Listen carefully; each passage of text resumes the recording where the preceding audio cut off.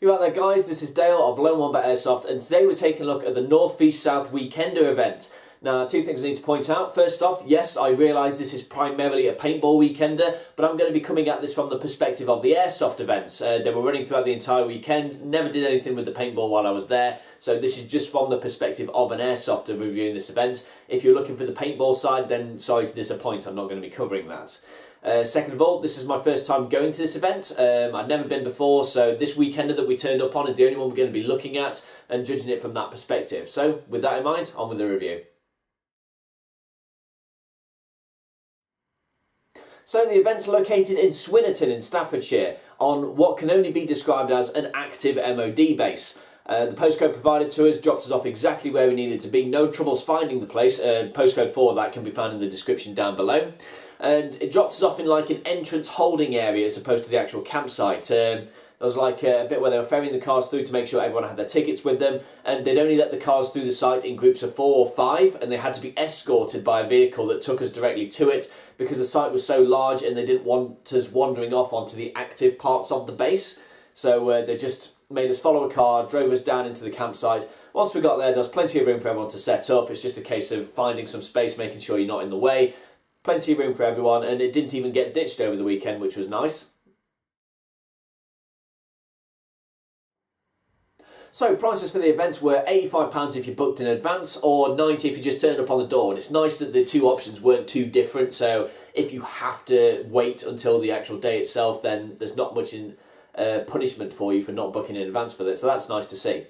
On the campsite there were portaloos all over the place, like they put plenty on there, and the key thing was they actually maintained them throughout the event, because in any sort of festival situation they're going to get ditched really quickly, and the fact that they actually cleaned them halfway through the weekend and just kept them in decent order is definitely nice to see. Like, that's really part of keeping the whole thing hygienic, so definitely plus points for that. Other things the event had going on was the Trade Expo. Now, again, this is primarily orientated to the paintballers though. There was literally 1 or 2 stalls that had maybe 3 or 4 AEGs each, some ammo and the odd red dot. And I found that quite disappointing myself. Yes, it is a paintball orientated event, but you are advertising directly to the airsoft crowd as well. And I think a bit more representation in that would be very much appreciated. Just talk to some of the local suppliers or shops in the area and just try and get them involved with it. I think that is a definite thing you need to push for future events. That aside though, there were a couple of extra things you could do throughout the weekend, which was knife and axe throwing and combat archery. And this was really nice to see. So say you just break for lunch and you want to do something different for a while, you can just go to those, and they're free the entire weekend, and you can just rock up whenever you liked and just give those a go. And I thought that was a really good idea. It helped break up the whole weekend a little bit, so it's not just solid airsoft. There were other things for you to do, and they were free. That's crucial as well. So I think other weekenders need to take notes from this. That was a good idea. With the combat archery though, the gear was a bit ditched by the time we had to go. Like, they'd lost a load of hours into the undergrowth and some of the fletching on it was starting to go, but it was still good fun. So it's good to try something new as well. Definitely other weekenders need to learn from this in my eyes. FPS limits then. Now, there wasn't a mandatory FPS test. When we turned up on the Friday just to get it over and done with, they actually said, no, we're not forcing everybody to do it, which I found really quite odd. They did suggest that they might do it at the start of the games on Saturday, Sunday, but they didn't. And FPS limits are 350 for AEGs, 450 for semi-auto DMRs, 500 for bolt actions. But if you're not doing the test and enforcing that test, then there's not much point in having those limits in my eyes, especially when you're trying to draw in a large crowd of people. So I definitely think going forward they need to make the chrono test mandatory and give people like a little zip tie to put on their guns after they've done it, just to say yes, they've done the test. I think you're going to avoid a lot of future problems if you actually manage to do that. Another little weird thing about the site was an airsoft specific rule when transporting gear from the campsite to the games. You had to transport stuff with either a plug in the barrel or your guns bagged. And how this derived from is when they introduced the airsoft to the weekend events last year, the paintballers were complaining that all these airsoft guys are walking around with their barrels uncovered, because the way they do it is they have mags in but barrel covered. Obviously we just walk around with mags out and gun on safe, which is perfectly fine for us, but because it was more their sort of event, we had to have this barrel plug and bag rule, and I think the whole thing's a bit daft. I've never come across this anywhere. else, and I think it'd just be a really simple conversation to say, no, guys, their mag's out, it's fine. They don't have to carry their gun around in a plastic bag, 'cause, I mean, what's that going to do anyway? So perhaps for future events, scrap that rule. It was really daft in my eyes, but there you go. So the staff on site then, well, the ones running the airsoft games were decent and knew what was cracking off. Not so much the rest of the staff though. I distinctly get the impression that they were just letting the airsofters be run by an outside organisation and as a separate entity to the actual North East South organisers. So if you were to just go up to a random staff member and just ask them, what's the deal with the airsoft? Chances are they don't know what's going on. You'd have to remember the faces of the guys who were running the airsoft stuff and try and specifically hunt them out in the crowd of staff members. So I think a bit more awareness of what was happening throughout the entire weekend for everyone was needed. So it just saved a lot of hassle in that regard, I think, for future events.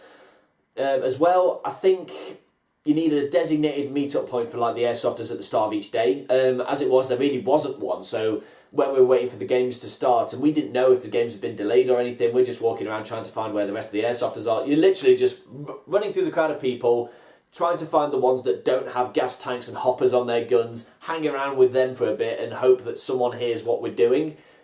You definitely need a designated meet-up point for the airsofters that's clearly communicated to the players before the day starts, just so they know where they are, they know what they're doing. So a bit more points on organisation I think is needed for future events. There wasn't really a safety brief as such on the Friday when we turned up, because most people were still setting up their campsite when the game started. They were just coming in groups of 5 or 10 every so often, so they kind of skipped the safety brief in that one. Obviously the basic one of like iPro on at all times sort of thing, but I think on the Saturday what they really needed was a very clear, complete rundown of all the safety aspects of it, just to make sure everyone knows what was cracking off with that. The Friday it can be forgiven because the numbers were really reduced because people were still coming in, but beyond that, a good safety brief is needed, I think. I got the distinct impression they were just letting people do their own thing with it. So the players then, decent people. Like, got talking to a lot of them, made a couple of new mates there. We just hung around a campfire having beers and card games, and I'd never met these people before, but we got on like a house on fire. So yeah, atmosphere was on site, was brilliant. I had a great time, frankly. In terms of the games themselves then, I get the distinct impression that a lot of the airsofters there were originally paintballers that were giving airsoft a go. And I don't think that's necessarily a bad thing, it's just something I picked up on as the day went on. Hit taking was good for me. Like, I didn't encounter any really obvious instances of non-hit taking myself. I did overhear a couple of players grumbling about it though, so whilst I didn't see anything, it was happening with a couple of other people. So I'm just going to say, normal average airsoft day, like, don't expect exceptional hit taking. You're never going to get that when you get a huge group of people coming in playing games, but for me personally, hit taking was good. So in terms of the site terrain then, this place really reminds me of Anzio Camp, but played over a much larger area and all the features are less densely packed. So you're fighting through virgin woodland for the vast majority of it, but you have quite a lot of open spaces, open fields, and fighting through buildings themselves. Now, you really need one of 3 things to perform well in this environment: a long-range gun, a riot shield, or a shitload of smoke grenades. Without at least one of those, you're going to find yourself in open terrain more often than not, with no real way than crossing than just charging headlong into the enemy.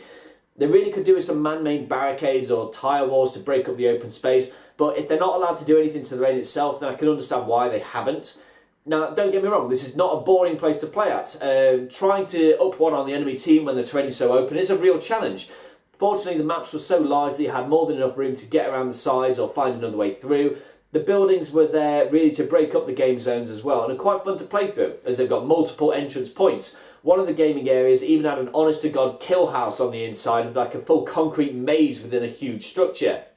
The site was broken up into multiple gaming zones which are rotated around each day, so we never had to fight through the same area over the weekend more than once, which really kept it interesting. The place was so large, in fact, that they actually had a bus service ferrying players to and from the games, so this should really give you a sense of scale as the whole area of the site.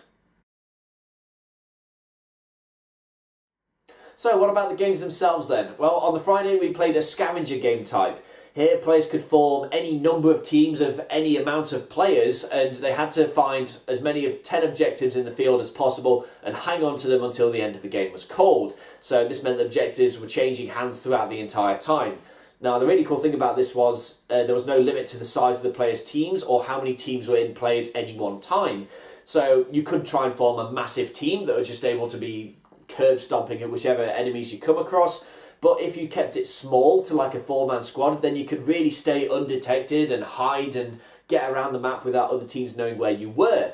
For us, we had a little 6-man team and we managed to capture half the objectives by the end of the time because we turned up early, we found them, we hid them really well, and we were just spending the rest of the time harassing other teams and making sure our little stashes were kept safe and secure. So really fun and interesting game type, actually. Cool perk about this was that all the crates had a little envelope inside them, and they opened them up at the end of the game. Whatever was in the wet envelope was a prize that you won. So our little 6-man squad won 4 bottles of wine and a crate of beer. So that was perfect for the end of the Friday with that one, just heading back to campsite with your winnings in that one. So yeah, very much enjoyed that particular game type. The Saturday, they'd split us off into the 2 North East South teams. Quite funny how 75% of the people wanted to be on North. Just going to let that hang. But they actually did manage to balance the teams before sending us all out.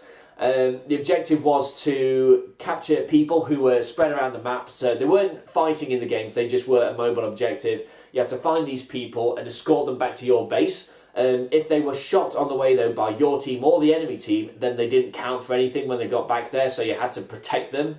There was a really cool moment in this one where there was me, 2 other people, and we're just escorting someone back right under the nose of the enemy team. Literally just over the edge of a hill was 12, 15 of their players, and we're just keeping really quiet, going through the greenery of that, trying desperately not to get noticed by them, so that was good fun.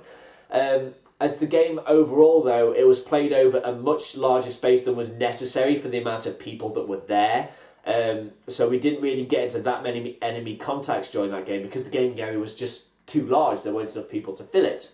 Luckily, however, they realised this, and by Sunday they were actually adapting the games that they were doing. They did have a big one planned, but instead of doing the big game, they had a simple sweep and clear of a building in the area immediately around it. So defenders were on hit and out. They had to go back in the building when they were hit first time. Then they're hitting the building, they're out of the game. And whichever team cleared it the fastest was the winner. And there was another one where defenders are holding a road point in a fallback game. There was a marshal slowly walking up the road. When defenders got shot, they would go back to where the marshal was, spawn in there, spawn in again, until they ran out of road, and then they were hitting out. So very happy to see that they put these smaller scale games in once they realised that they didn't really have to play account for the big one they had planned. Considering how the Sunday game was supposed to be fought over an even bigger area than the Saturday game was, they definitely made the right call with that, and I'm happy to see that they are willing to adapt on the fly, so that's definitely a plus point to the organisation side of things. And overall, I really had fun with the games. So ultimately then, is the North v South Weekender a good event for airsofters? Yes, it is primarily paintball orientated, but that didn't really affect the quality of the airsoft games themselves. For the event overall, I think you need a few more airsoft orientated stalls, a bit more communication with the staff as a whole and not just relying on airsoft staff for the airsoft games. And get rid of that guns in bag rule or have the barrel plugs like no other airsoft place does that. It's just daft. Just make sure everyone has their mags out and gun on safe. It's good enough for everywhere else. If you're looking to compete with weekend events like Ground Zero, then you definitely need more of those airsoft orientated stalls. And I really think you should have a bring and buy area. Just have a designated space where airsofters can come in and just sell their kit on second hand. It works really well for GZ and it's not going to cost you anything to set up. So perhaps look at that for future events. Now, I really did have fun with the games themselves. They were quite ambitious, perhaps a bit more so than the amount of players could justify for it, but at least they were aware of this and adjusted it on the fly to keep it fun. So I do have high hopes for this. This event has a lot of potential for the future. It's much more low-key than something like GZ is at the moment, but the potential is really there, and I'm definitely going to be keeping an eye on it, and I'm going to be more than happy to go back again. So, with that in mind, I hope you've enjoyed my video review of the North v South Weekend event. If you've got any questions you'd like to ask me, or maybe you want to share your own experiences of it, leave it in the comment section down below. I'll get back to you as soon as I can. And until next time, this has been Dale of Lone Wombat Airsoft.